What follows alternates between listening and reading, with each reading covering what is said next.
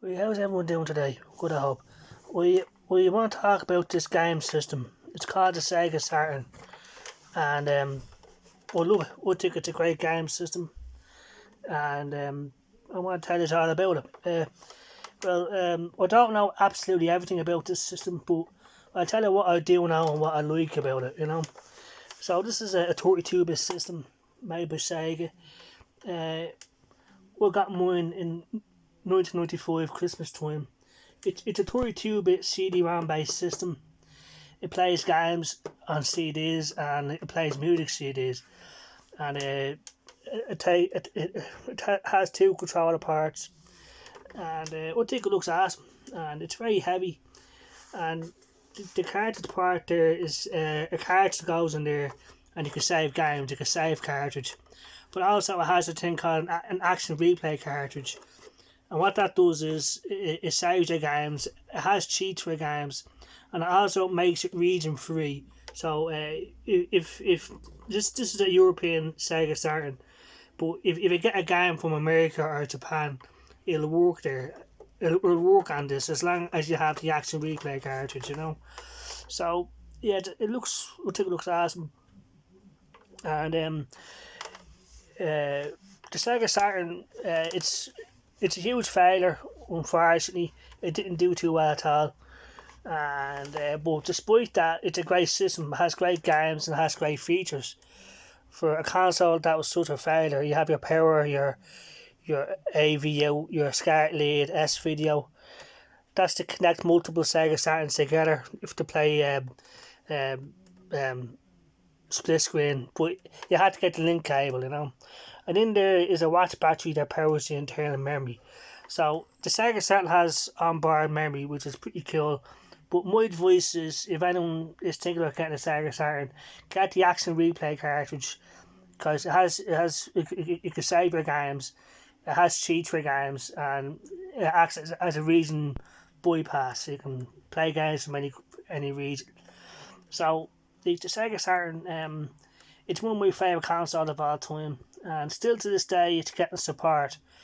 Even though it was discontinued 1998 in Europe and America, and in Japan it lasted a bit longer because it was more successful over there around 1999. But this is a wireless control pad made for the Sega Saturn. This came out only last year, so it's still getting support for a system that was discontinued over 20 years ago, 30 years ago. So it's a great control pad, and my voice is, if people think about getting a Sega Saturn, this is the control pad to get. It charges by USB lead, so you can plug it into a computer or Xbox or PlayStation, and it has or your television, and charge the controller. It doesn't take long to charge, and it comes with like a dongle thing that plugs into the control part of the Sega Saturn. So it's a great system, has great games, like I said, but it is a huge failure. So why did the Sega Saturn fail? Well, for the main reason, Sega was the main reason the Sega Saturn failed, and it's the reason why Sega today aren't the powerhouse that they used to be when it comes to video games, because they really did dig their own grave and jump into it, unfortunately.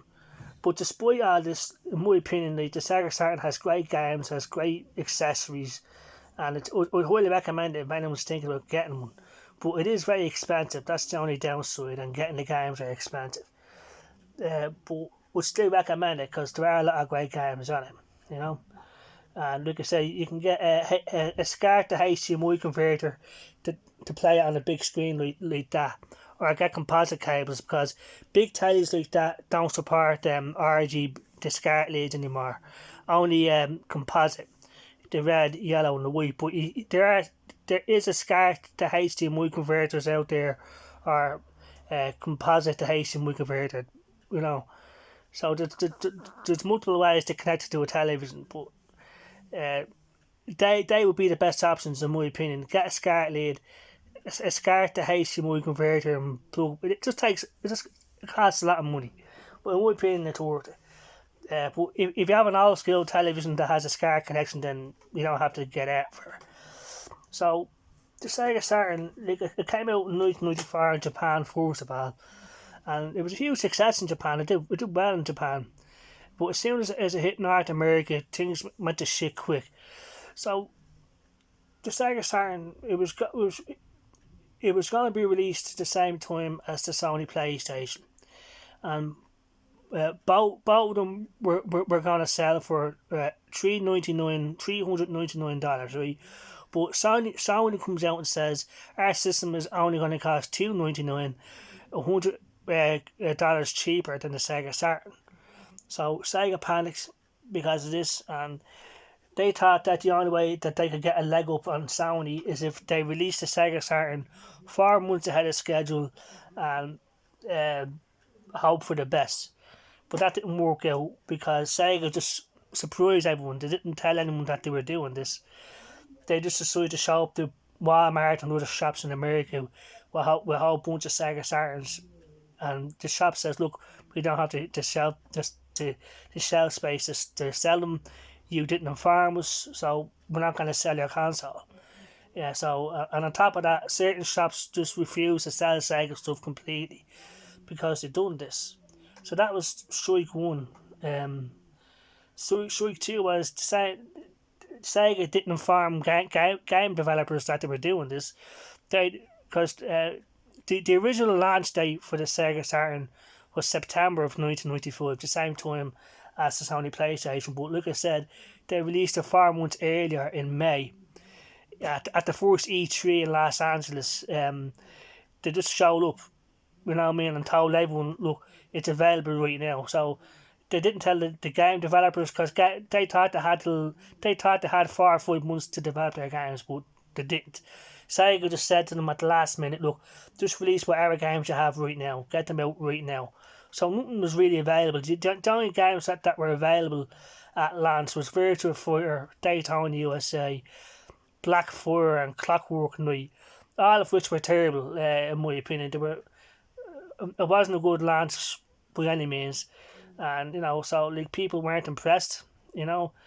This thing costs $400, and it has a crap library of games to launch with, and they didn't tell anybody. So like that's it. That's pretty much it. Unfortunately, instead of Sega just like fucking informing developers and informing the retailers of what they were doing, the Saturn probably would have lasted a bit longer, but they didn't do that. So the Saturn was out 4 months, 4 months until September. Then September and the 5th of September, the Sony PlayStation comes out, and within 1 week, the Sony PlayStation outsold the Saturn in that 4 month span. Because Sony did everything right to PlayStation. They made it cheaper, they made it more powerful, they had great games at launch, and they didn't piss off developers and retailers. So that's it in a nutshell. I mean, you have to inform people of what you're doing, especially retailers and the game developers. So they've got no one to blame but themselves, Sega. Because Sega was trapped in between two minds. Are we going to make the Saturn a 2D machine or a 3D machine? Well, 3D was the future, but Sega was stuck in the past. 2D, because that's what sells in the past, where Sony was really pushing 3D with the PlayStation. So because of the PlayStation, like I said, Sega panicked. They released it early, and they put in a second process. The Sega Saturn has two central processors inside the Saturn, one for 3D, one for 2D. So because of this, like, the system is very hard to develop for, because not everyone knows how to program two CPUs. So a lot of games don't use the system's full power, and it was a struggle to get games to run properly on the Sega Saturn. And like I said, because developers were so pissed off, many of them didn't bother. Said, fuck you, Sega, we're just going to release games on the Sony PlayStation. So all this just ended badly for Sega. It really ended them as a hardware manufacturer and pissed off a lot of people. But despite all this, the Saturn does have great games on it. Some of my favourite games on the Sega Saturn is Sega Rally, Virtua 42, House of the Dead. The Panzer Dragoon games are fucking awesome. Exhumed, Manx TT Superbike. I'm looking at them, they're all over there, like, you know. Has loads of great games. Furious Mega Mix is a great game. Fighting Vipers is a great game. And there's tons of RPGs on the Sega Saturn. But that's another problem with the Sega Saturn. The president of Sega of America, Bernie Stoller, he decided that like don't release RPGs over here in the States because games over here don't like them, which is bullshit. You know what I mean? Because Final Fantasy VII came out and it sold like hotcakes, so obviously you got that one wrong.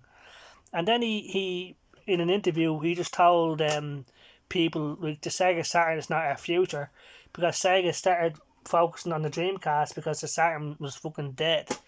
So like really, 1997 to 98, that was it. Like no games were being developed for it, no one was buying it, and it's just a shame. Quake is also another great game for the Sega Saturn. Virtual Land. That's tons of great games in my opinion. So in my opinion, it's worth it. You know, it is expensive though. But disappointing games for me personally on the Sega Saturn is Doom. Doom is one of my favourite games of all time, and I was waiting for this game to come out on the Sega Saturn, and I had to wait till March of 1997. By that time, it was out on the PlayStation, it was out on the Atari Jaguar. Both parts were far superior than the Sega Saturn version, and it was just really fucking disappointing. So, in my opinion, if you see Doom on the Sega Saturn, don't get it, because it's a bad version of the game, unfortunately. So that's it for the Sega Saturn. It was finished in '98, and it's just a shame. But it has a lot of great games on it, and I would recommend it. And if you ever see one out there cheap, I'd say pick it up. But bear in mind, if you have a new television like mine, you have to get a SCART to HDMI converter. That's the best option. Or get the red, yellow, and white cables. But so that's it. It looks awesome, like I said. It's heavy, but it was rushed, and Sega just didn't give a fuck about it. So that's it. I hope everyone out there has a good day and take care. Bye bye.